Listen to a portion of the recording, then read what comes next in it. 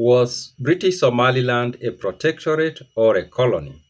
I have done a video talking about that, and that video received a lot of reaction. There were people who were angry that I was referring to British Somaliland as a colony. They said no, the treaties that were signed between the Somalis and the British did not establish Somaliland as a colony. Legally, they had a point there. But then I started reading these treaties and I realized that actually it might not be the case that it was supposed to be a protectorate even. It wasn't a protectorate and it was not a colony. In this video, we are going to read those treaties that the British signed with the various clans of the Somalis in the 1880s. Now, of course, today many believe that it was a protectorate. It was called a protectorate actually. But how the British were behaving, they were not behaving as if they were dealing with a protectorate. They even transferred the management of that territory into the colonial office. And every country or every region that was transferred into the colonial office, it meant it was a colony. Anyways, that's besides the point. We are going to read the treaties themselves and then we are going to figure out what was it supposed to be. After reading the British treaties, we are going also to read the French treaties that were signed by some of the clans actually. Some of the clans signed with the British and they also signed with the French. And you will see the difference. And actually you will see where it's very clear that this is going to be a protectorate and where that's not what it is. Now, these treaties I'm reading are part of the book titled The Treaties on the Lands of the Somali. And this is a collection of the treaties that were signed that were about the lands of the Somalis between 1840s up to 1955. There are close to 44 treaties, and these are treaties that actually shaped what became the lands of the Somalis as we know it today, whether it's Somalia, whether it's the Ogaden region, whether it's the Northern Frontier District in Kenya, whether it's Djibouti. These treaties shaped that reality that we have today. Now, the book is available on Amazon, and I'm going to provide the link in the pinned comment and also the description box. And if you are watching on TikTok, you can check the bio. You'll find a link that will take you to where you can buy the book. Now, let's start with the treaty that was signed between the British and the Habre Awal. This treaty was signed on the 14th July, 1884 at Berbera. The parties, of course, are the United Kingdom and the Habre Awal tribe. This is what the treaty, it's a short treaty, so don't worry that it's going to take a lot of time. It reads, whereas the garrison of His Highness the Gedif are about to be withdrawn from Berbera and Buhar, and the Somali coast generally, we, the undersigned elders of the Habre Awal tribe, are desirous of entering into an agreement with the British government and for the maintenance of our independence, the preservation of order and other good and sufficient reasons. Now, there's something that has been mentioned there about the Gedif of Egypt. Now, there is in the same book, this book that I'm referring to, there are treaties that established the Gedif, the Egyptian ruler, being like he had some authority over the coast of Somalia. And you can get the book and you read that part. They are also very interesting treaties actually. Okay, those ones are not treaties per se. They are notes about treaties that were signed between 1840s and 1870s, and how the Egyptian get to have some say over the lands of the Somalis.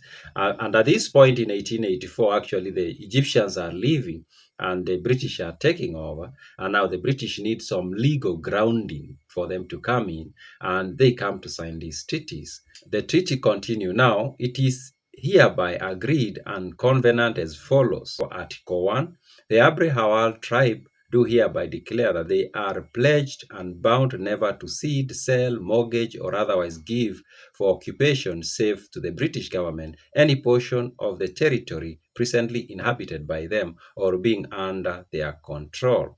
Article 2, all vessels under the British flag shall have free permission to trade at the port of Berbera, Bulhar, and other places in the territories of the Habre Awal tribe. Article 3, British subjects residing in or visiting the territories of Habre Awal shall enjoy perfect safety and protection and shall be entitled to travel all over the said limits under the safe conduct of the elders of the tribe. Then the conclusion says, in token of the conclusion of this lawful and honorable bond, Abdallah Liban and Major Frederick Massa Hunter, the officiating political resident of Aden, the former themselves, their heirs and successors, and the latter on behalf of the British government, for each and all, in the presence of the witnesses, affix their signatures, marks, and seals at Berbera on 21st day Ramadan, year 1301, corresponding July 4th with July 14th, 1884.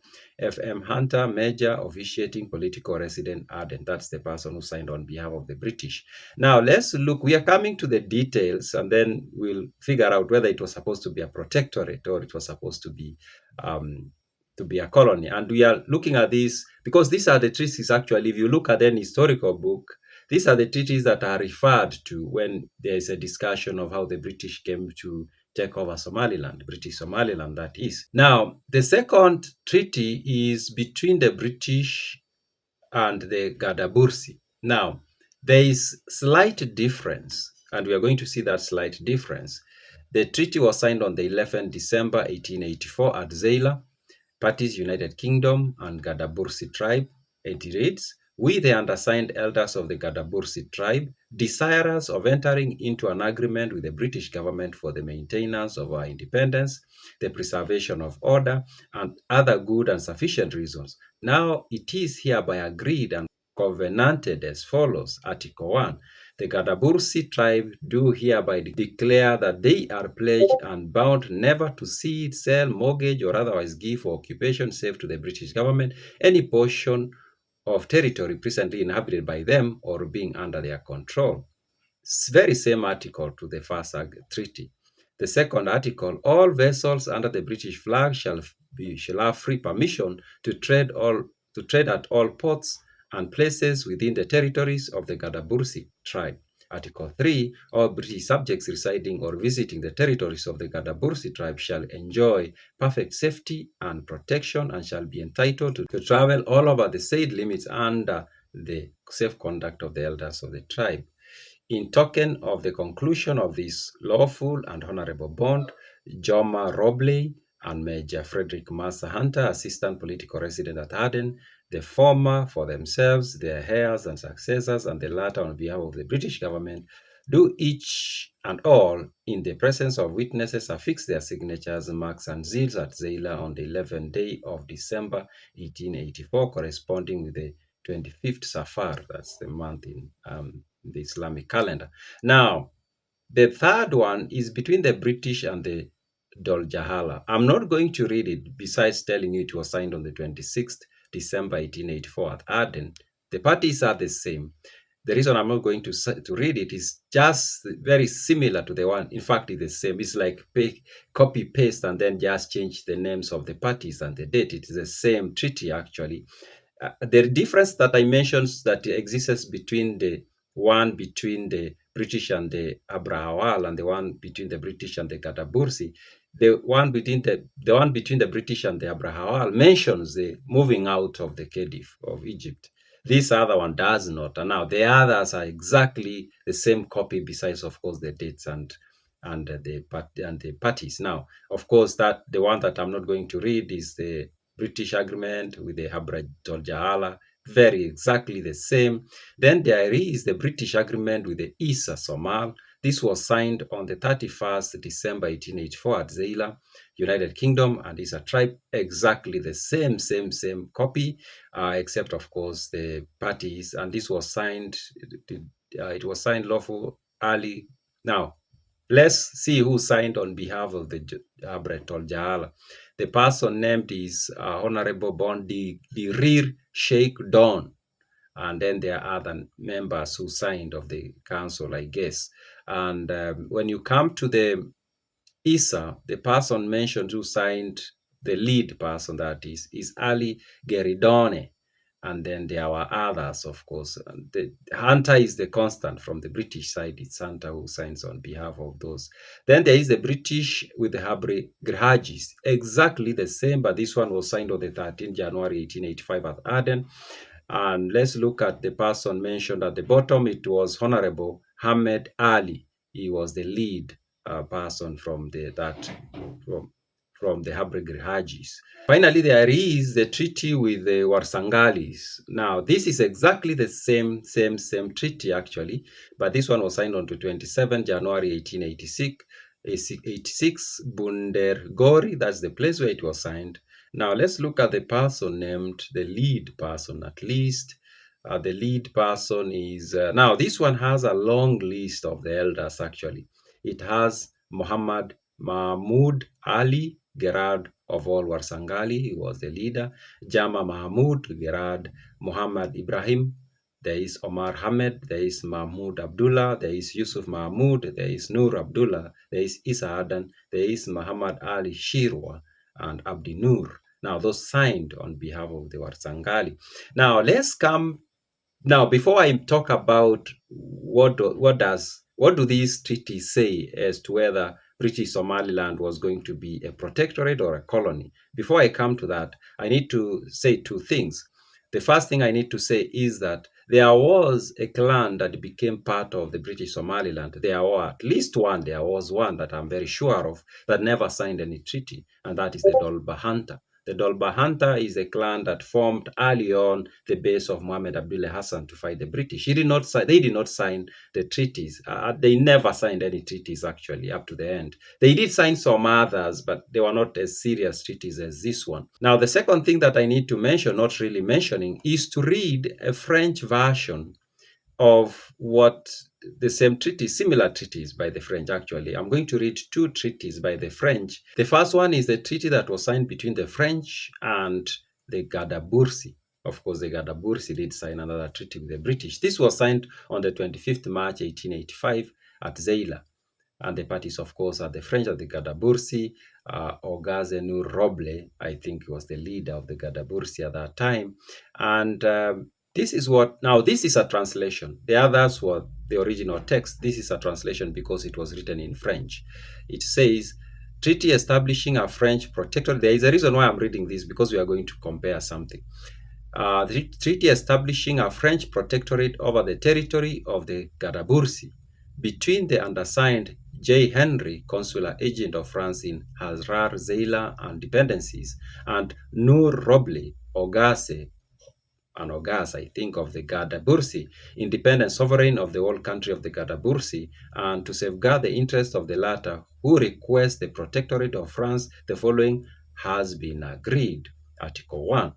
Territories belonging to the Gadabursi tribe from Arawa to Helo, from Helo to Lebale, from Lebale to Godogareta, the extreme limits near Zeila, are placed directly under the protection of France.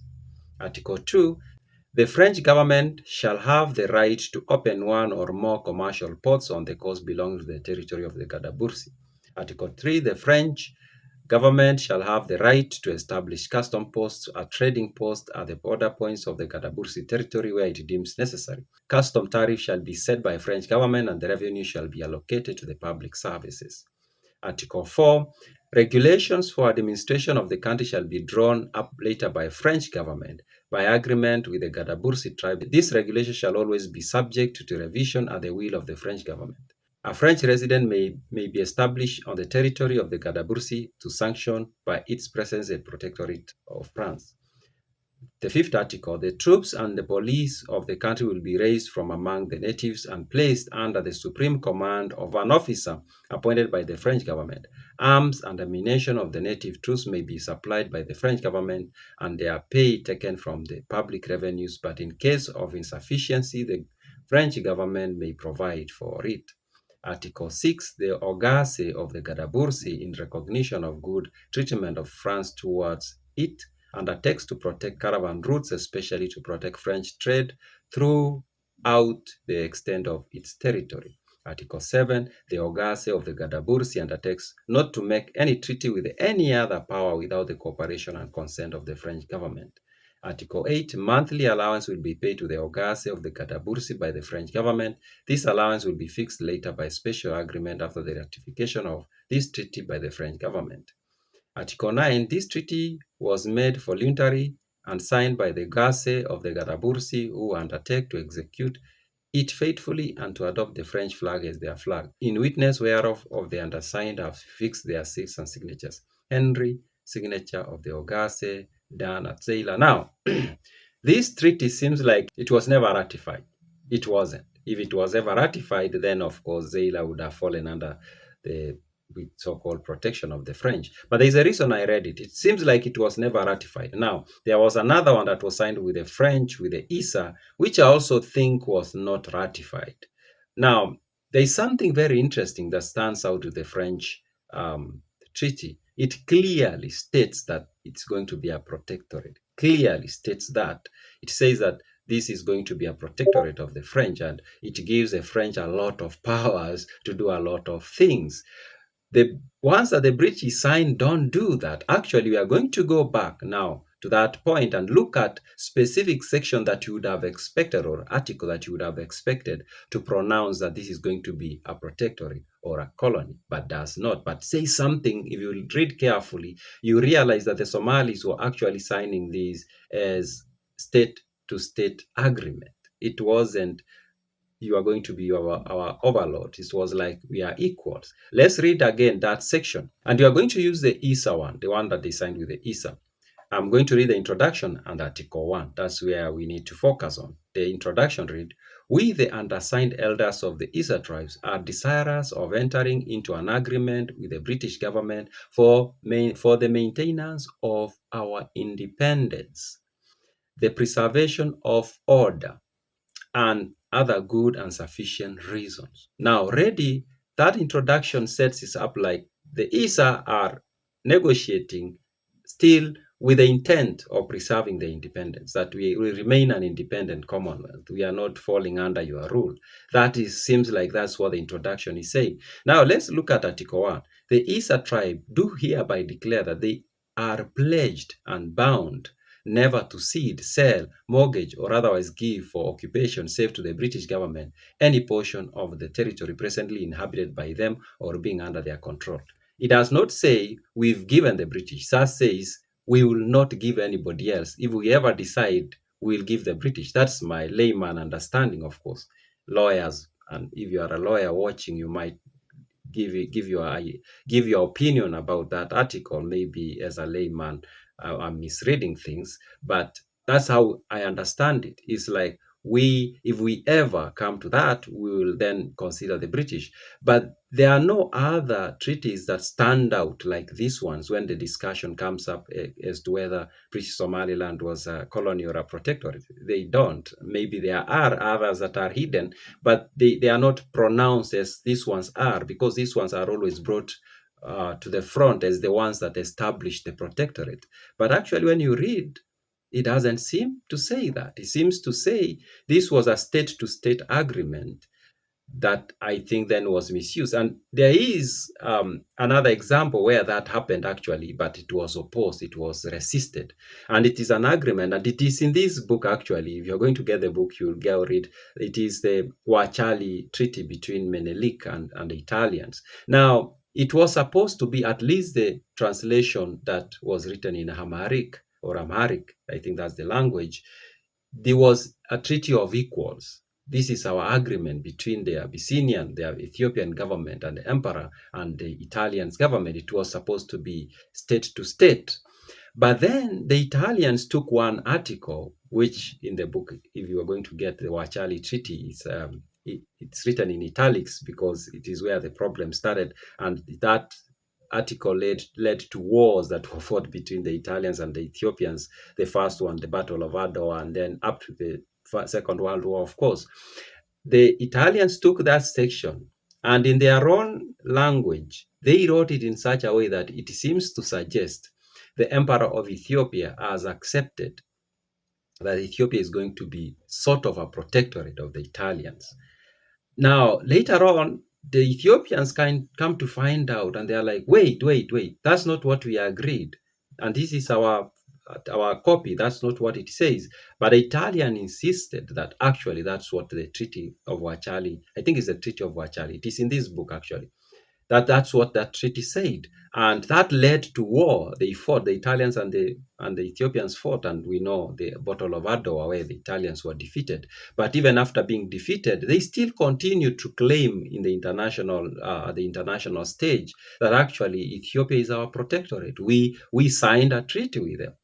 And that went on as a dispute up until, of course, the Second World War, where Italy and German were on the one side and they were defeated. Now, I think this is what happened here. But in the case of British Somaliland, there was no much resistance. And it kind of like went like that. And everybody just kind of like accepted, oh, they signed a treaty of protectorate and then they became the British protectorate. And I think the reason why the one with the French were never ratified is because they were resisted. I think they were resisted, and because they were so clear, we are writing to be a protectorate and we are giving the French a lot of powers, those treaties were never ratified. But these ones were ratified, of course, and later on were used as the basis to declare British Somaliland as a protectorate. But when I read them, they don't seem to suggest that it's going to be a colony. They don't seem to suggest that it's going to be a protectorate. They seem to suggest it was just an agreement of trade and doing things together and friendship, something of that kind. This book has very interesting treaties, actually.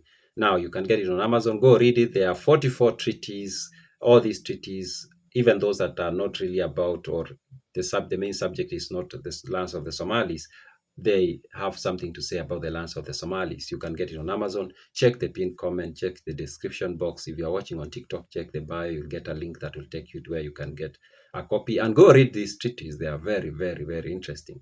Those are my random thoughts.